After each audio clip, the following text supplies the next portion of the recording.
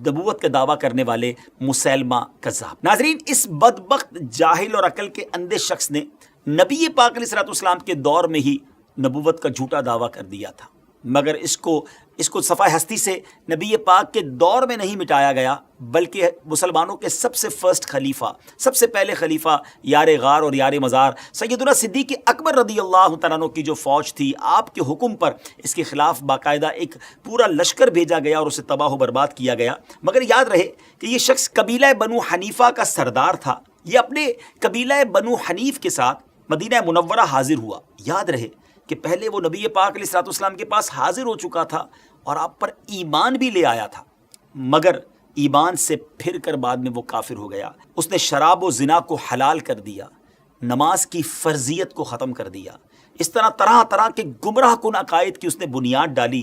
اس میں سے چند کی ڈیٹیلز آپ کو بتاتے ہیں۔ نمبر 1، اس نے یہ اعلان کر دیا کہ کسی سمت، کسی ڈائریکشن کھڑے ہو کر نماز پڑھنا ضروری نہیں ہے، لہٰذا نماز کے وقت جدھر جس کا جی چاہے وہ ادھر منہ کر کے نماز پڑھے، بلکہ کسی سمت رک کر نماز پڑھنا کفر و شرک کی علامت ہے، معاذ اللہ۔ اور کہتا ہے کہ یہ کہا جائے نماز پڑھتے وقت کہ میں بے سمت نماز ادا کر رہا ہوں، استغفر اللہ۔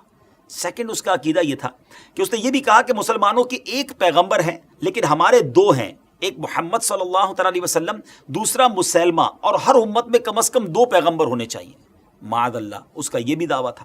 تھرڈ، اس کا عقیدہ یہ تھا کہ وہ اپنے مسیلمہ کے ماننے والوں کو رحمانیہ کہلاتے تھے، اور بسم اللہ الرحمن الرحیم کا معنی یہ کرتے تھے شروع مسیلمہ کے خدا کے نام سے جو مہربان ہے، وغیرہ وغیرہ۔ باطل اور من گھڑت عقائد اس نے نافذ کیے۔ ناظرین، پورے اسلام کا گویا نقشہ ہی بدل کر رکھنے کی اس نے کوشش کی۔ اس نے قرآن پاک کی طرح ایک کتاب بھی لکھی، اور یہ لوگ اس کی حیثیت کو کسی طرح قرآن سے کم نہ سمجھتے تھے، اسی کو نمازوں میں پڑھا جاتا تھا، اس کی تلاوت کو، جی ہاں، اس کتاب کی ریسیٹیشن کو وہ ثواب سمجھتے تھے، استغفر اللہ۔ مسیلمہ کذاب اس شیطانی کتاب کے علاوہ لوگوں کو گمراہ کرنے کے لیے شعبدے بازی بھی کرتا تھا۔ ایک عورت ایک مرتبہ اس کے پاس آئی کہ ہمارے کھیت سوکھے جا رہے ہیں، کنویں کا پانی کم ہو گیا ہے، ہم نے سنا ہے جناب محمد الرسول اللہ صلی اللہ تعالیٰ علیہ وسلم جب اپنے لعاب دہن کو کلی کرتے تھے پانی میں تو سبحان اللہ پانی ابلنے لگتا تھا، آپ بھی دعا کر دیں۔ اس کذاب نے اپنے جو مشورہ دینے والا تھا، مشیر خاص تھا، اس سے مشورہ کیا اور اس نے بھی کنویں میں جا کر کلی کر دی، استغفر اللہ۔ ناظرین، اس کے گندے لعاب کی نحوست سے سارے کنویں کا پانی سوکھ گیا، ایک طرف میرے آقا کا لعاب دہن اور ایک طرف اس بدبخت کی تھوک جس سے پورے کنویں کا پانی جو ہے وہ ختم ہی ہو گیا۔ بہرحال مسلمانوں کے پہلے خلیفہ حضرت ابوبکر صدیق رضی اللہ تعالیٰ عنہ، حضرت خالد بن ولید رضی اللہ تعالیٰ عنہ کو 24,000 کے لشکر کے ساتھ انہوں نے بھیجا۔ ان کے آرڈر تھا حضرت خالد بن ولید رضی اللہ تعالیٰ عنہ کو، وہ 24,000 کا لشکر لے کر مسیلمہ کذاب کے مقابلے کو گئے، اس فتنے کو مٹانے کے لیے گئے۔ مسلمانوں کے سامنے جو لشکر تھا وہ 40,000 کا تھا۔